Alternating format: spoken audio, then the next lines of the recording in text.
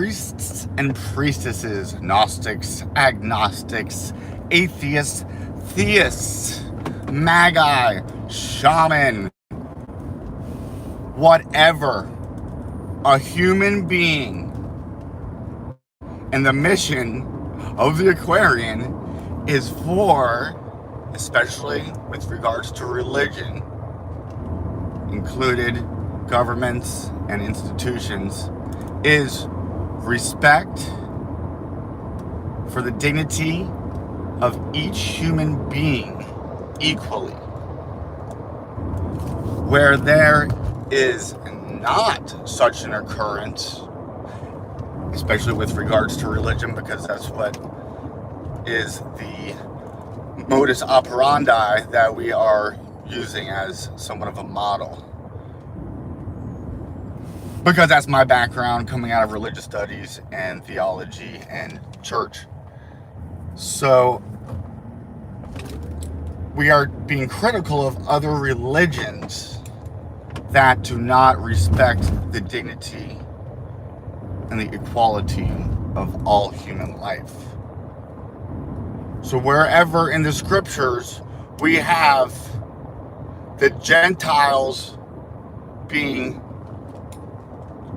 wiped out, we're going to not want to bring that forward as an ideal, as an ideology, as a theology.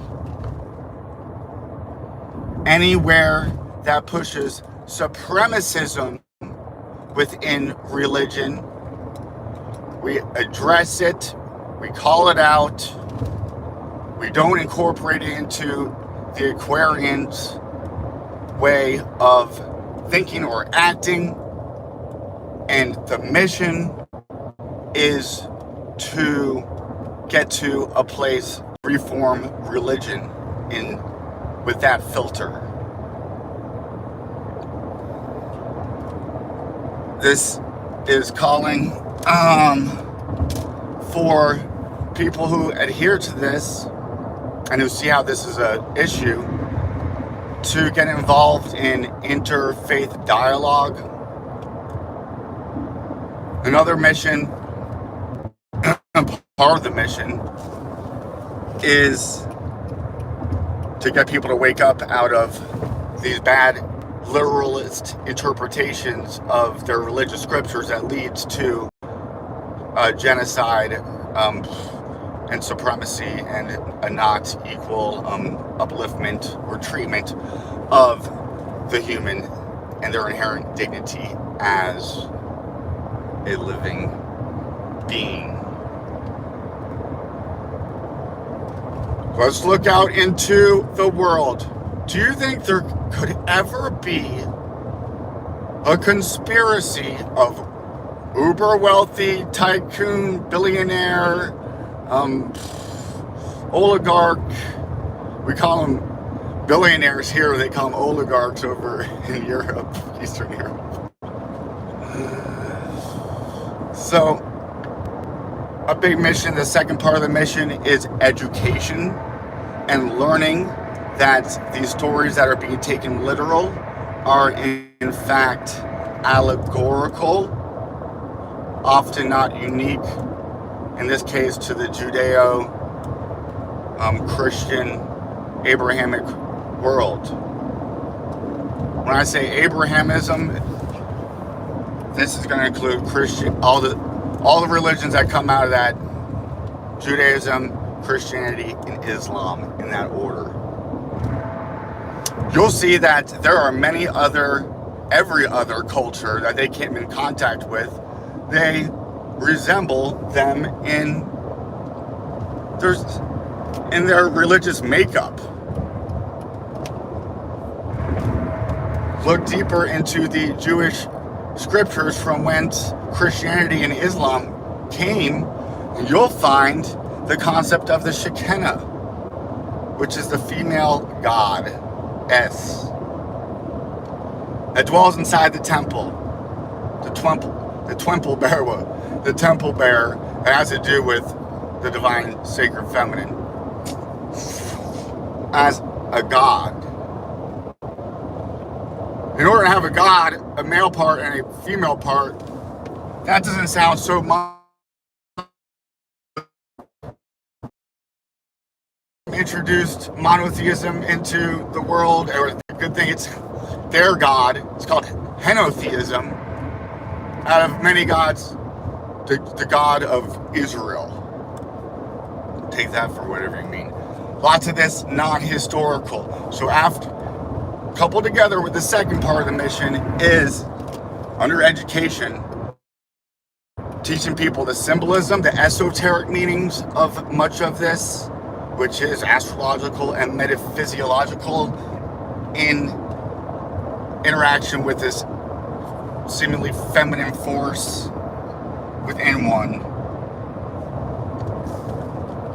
the sacred feminine, namely, like a serpent on a staff, your spine, the caduceus. So metaphysiological, and in it being metaphysiological, astrological is tied up in that.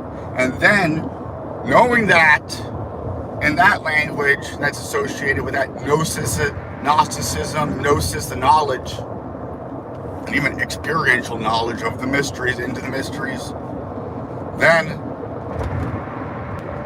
you're Christ, you're anointed Messiah. But then, so as above, so if that's happening within us, they think that has to happen outside of us into the material, social milieu. Because that's the whole as above, so below motif. Well, in the Aquarian, we have no messianism. You are your own savior. We don't promote a messiah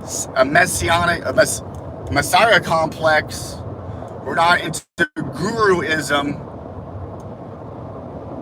If people ever accuse Aquarianism for being a cult, it's the positive attributes of the Aquarian archetype, because we're moving into that age cosmologically, astronomically, theologically, to some. One doesn't even need to believe in spirit or a spiritual anything in order to take part in Aquarianism, because it is humanitarian, essentially. Anything that is outside and added on to the upliftment of the dignity equally of every human life, whatever doesn't meet that gets cut off. Whatever does, we keep and evolutionize forward, we move it forward.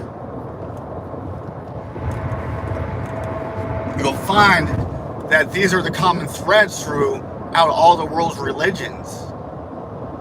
The name of the stars, different things, but it's telling the story of ultimately recovery from trauma, a death, and a rebirth. A death to the material world, a rebirth into the spiritual world. And that's maybe eternal. That's a common motif in many religions. You don't have to believe any of that if you want to participate in the services that we have. Whoever's leading it, in parentheses, because we are not trying to be hierarchical or authoritative or dogmatic, so we get a chance to invent on our own goddamn cognition, consciously, a more evolved way of expressing spirituality communally, without going into cult mentality, celebrity worship, personality worship. We look for self-individuation whilst creating community, addressing the extreme individualization, separateness from not just ourselves, others, especially, therefore, ourselves and the fucking environment. Because that's how connected we seem to be. And the stars and the moon and the fucking sun are a big part of our goddamn environment. Physically, if something's happening, metaphysically, it's happening too. It seems. That's how I try to speak as a theologian, where the fuck that means. A religious scholar. A fucking somebody trying to come up with something new in the world of religion. The whole definition of religion, books have been written about it, but let's take about religion as taken in the modern sense of the word, used in common parlance today. Really, is that it? Are you starting a religion? People might ask me. I already want to take the me and the I language out of everything I say about the Aquarian. It's my attempt to grab onto something that's already there,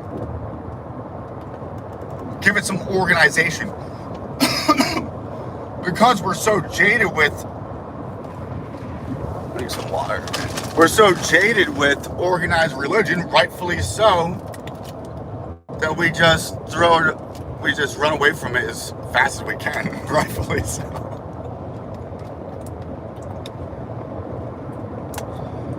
But I'm thinking we could use religion. I'm trying to use religion. We are using religion as a model to organize on a humanitarian level, and perhaps even on a spiritual, metaphysical one. And then we come together in that metaphysical world of fucking thought, shared purpose towards a better treatment of humanity. And then we can bring things into a manifestation. And if you put a little bit of a soul into it, some water, some emotion, a little bit good old-fashioned soul food. I'm running out of air. I got my first in-live service ceremony. Trying to make things beautiful. Good things that religion has to offer is as a call to reflection, perhaps even solemnity, the introduction of ornaments and props and ritual to meet up with the senses, because we are sensual beings, and super sensualizing them.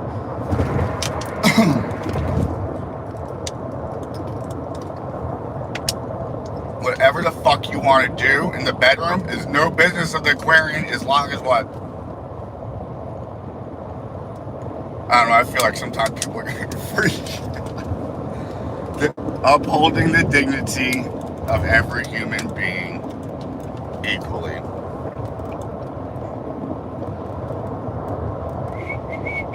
So if we have consulting adults, then let us celebrate such an engagement. Where we don't, and we have an abuse of power,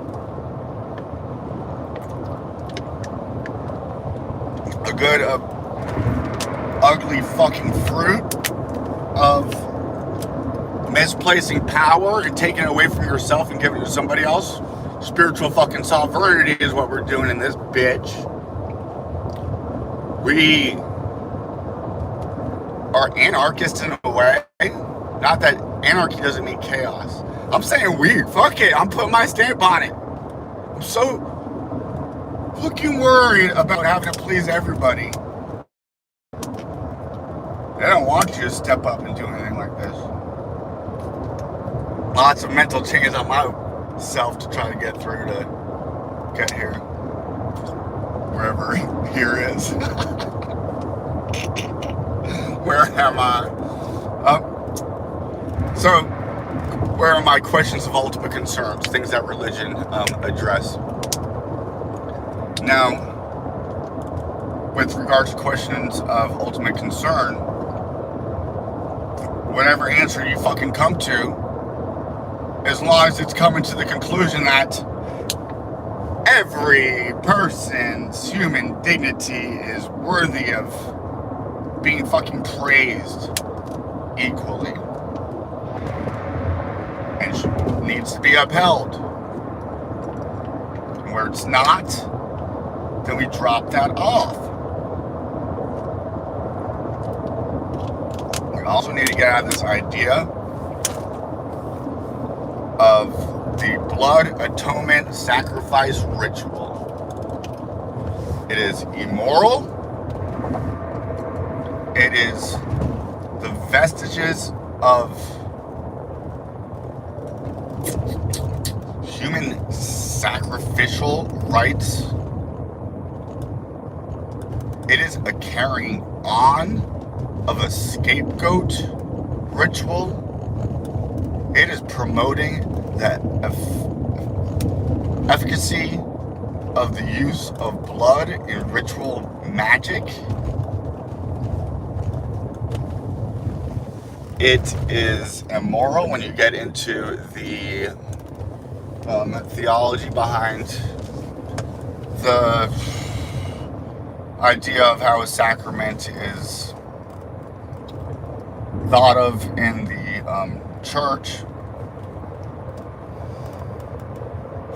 We need to evolve out of this 2,500-year-old religion. Take with it the good things. Leave behind that which doesn't meet up to a historically critical, methodological approach to it. And I'm going through oil in this little baby.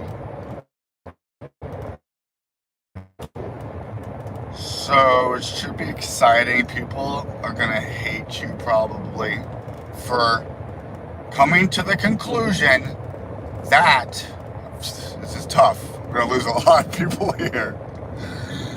That Jesus was never a historical figure. And that it was a concoction, an amalgamation of many other different dying and rising gods, often associated with the harvest.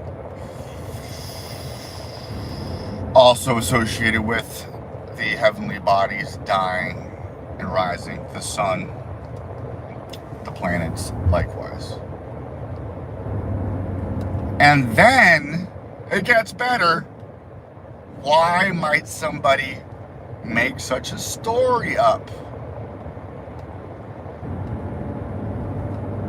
There's multiple reasons, but one that you don't even get to until you come to the point that you're like, oh, this is not a historical figure, this is a borrowing and pasting together to fit the purpose of the story narrator. Now, what was the purpose of the story narrators for, we're going to say, the Gospels, which came after the letters? Paul, there's no historical evidence whatsoever, and it takes some breaking of those chains. And people say, oh, that's crazy that you don't think there was ever a historical Jesus. Well, it used to be crazy to think that there wasn't ever a historical Moses or Abraham, but now modern scholarship is pretty much all come to the conclusion that they were in fact not historical.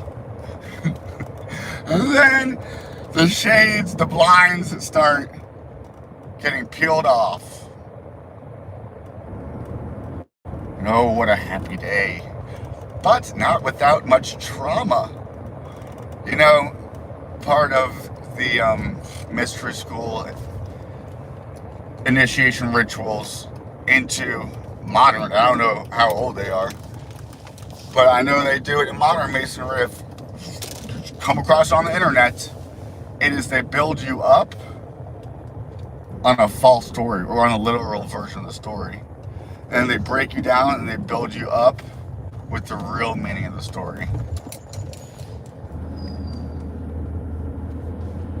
bringing the two together actually into one, which harkens back to the destruction of the temple ritual, originally of Solomon's, around the same time of year, same season, 9/11, the destruction of the temple ritual. The burning down of the spire at Notre Dame, Paris, I believe also was these, like Knights Templars, is where they come from. And it's like modern day masonry, it's back to the Cathars. And they come out of Moranos, out of Spain, crypto Jewish people in hiding within the Christian church. The Gnostic sects all got burned by the freaking Christian church. And there was the Gnostic sects who didn't believe in the literal, they'll say the incarnation of Jesus, or not just the actualization of Jesus. All right, we're gonna hang up now. Thank y'all.